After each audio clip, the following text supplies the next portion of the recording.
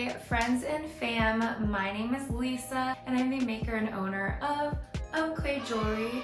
I make polymer clay earrings. If you want to check out what I do, I will link all of my stuff down below. On this channel, I teach all about polymer clay tips, tricks, as well as small business advice.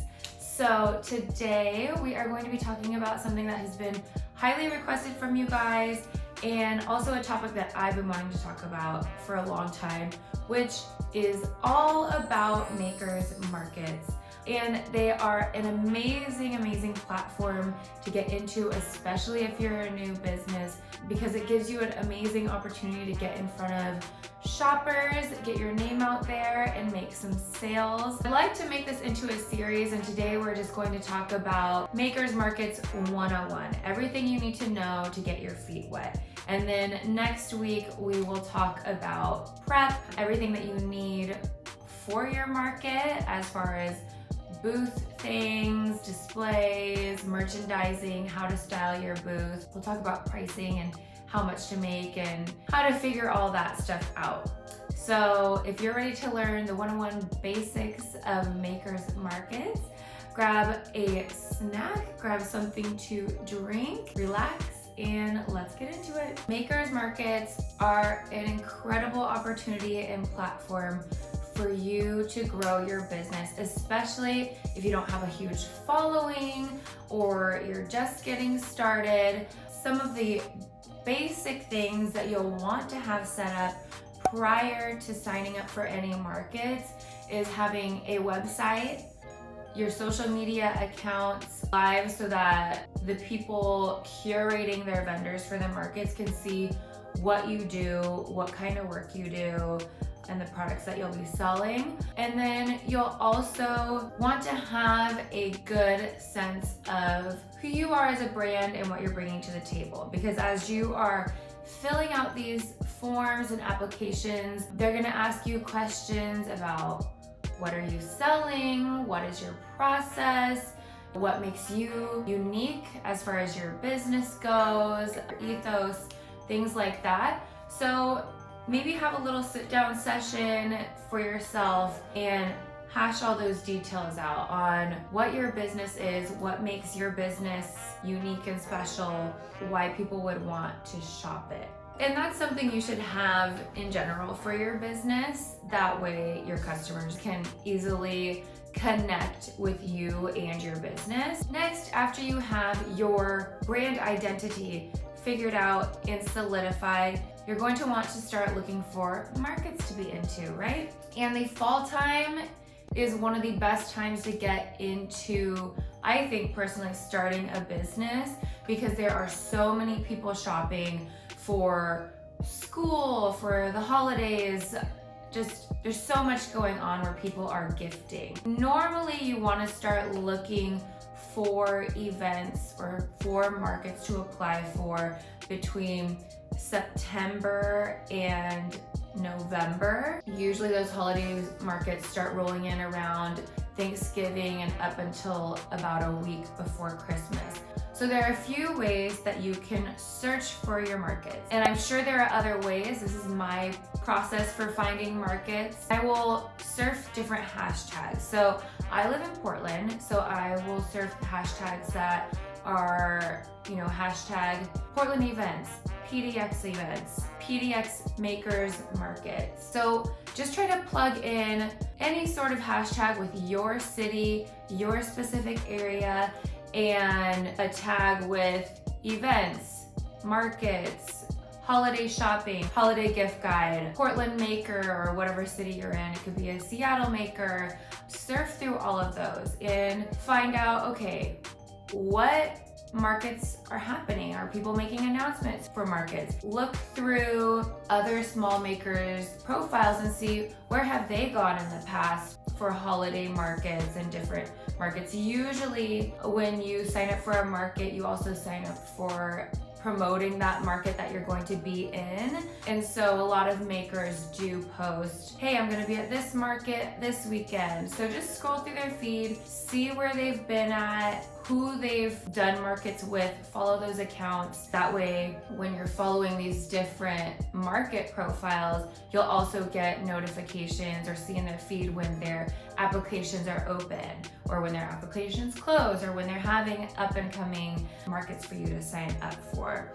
Number one way to find markets to apply for is surf your local hashtags and then save all of these events. I personally get out a calendar and I fill in all of those markets each month. So I might have a goal of doing 2 to 3 markets a month. So I'll go month by month and try to find markets that fit into those time frames. Types of markets. These markets are good for if you're a jewelry maker, if you make a skincare product, if you sell vintage clothes. Like, you can apply this concept to any small business. But there's so many types of markets you can sign up for. So there are the makers markets, there are the craft fairs, there are pop-ups that usually happen within a small store, coffee shop, things like that. There are street fairs. One of the amazing things about running your small business is you could essentially do a market anywhere. So it allows you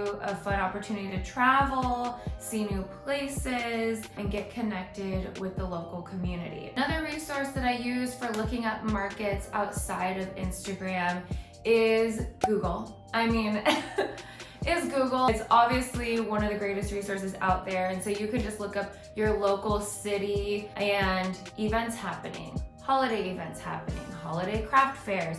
You just Google that. So for example, I would say Portland holiday craft fairs, and then I'll just scroll through different event pages and platforms and Eventbrite, Ticketmaster, and see what the local community can buy tickets for now. And then I'll go to those events web pages and see, okay, do they have a vendor sign up or a vendor application? That's another really quick and easy way to find events to apply for. And then once you've done markets for a season or about a year or so, you'll kind of have a feel for what's out there, and it will become a little bit more consistent. When you're first starting out, don't freak out if you miss a date or an application is closed. Just keep a bookmark of it and come back to it next year, because they are going to be back over and over again. And then you'll know, okay, I need to apply for this show during this month, or because I had to apply for some holiday shows back in August. So, but there's also holiday markets that I'm applying for this month in November. So so many opportunities, so don't feel too bummed if you miss out on an application deadline. Just make note of it and apply next year, or see if they do other markets during Valentine's Day, Mother's Day, summer, spring. Like, usually these companies do them year-round, not just for the holidays. So something to keep in mind if you miss a deadline. And then also how you keep consistency in the future on building out your work calendar for incorporating markets more consistently. Moving on to another tip, I know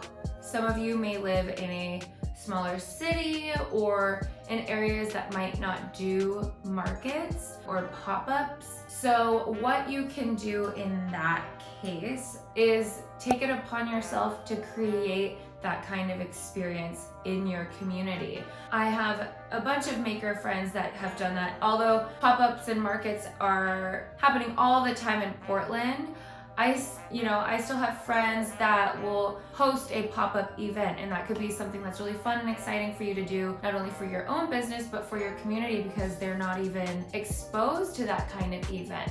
So you can either connect with a local coffee shop, restaurant, boutique in your area, and talk to the owners and see if that's something that they would want to do during the holiday season or summertime.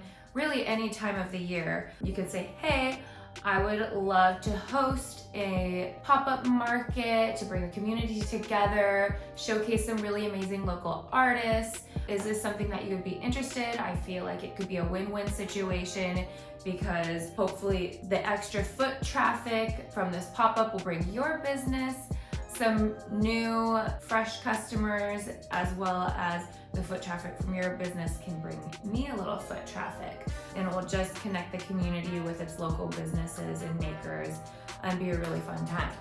So you can have that conversation with people, especially small local businesses. I do know larger businesses will host pop-ups as well and showcase local makers.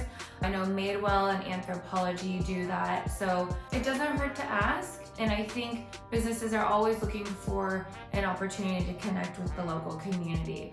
So if that's something you feel equipped and excited to plan for, host your own pop-up. It would be so fun. It doesn't need to be big. You can have like 3 or 4 makers, or you can have 10 to 20 makers as your first little pop-up event. It just depends on what the space allows, and I don't know, it could be really fun and bring a lot to your community as well.